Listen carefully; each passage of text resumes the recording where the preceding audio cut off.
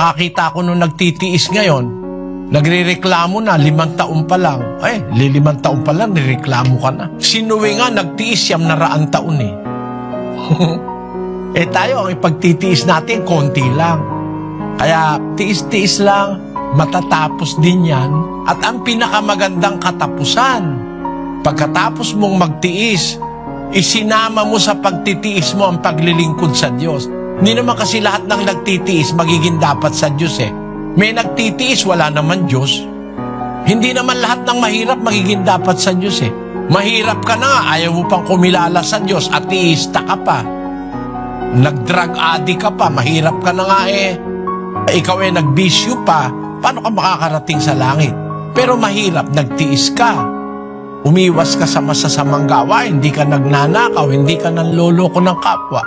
Siguradong meron kang bahagi sa langit.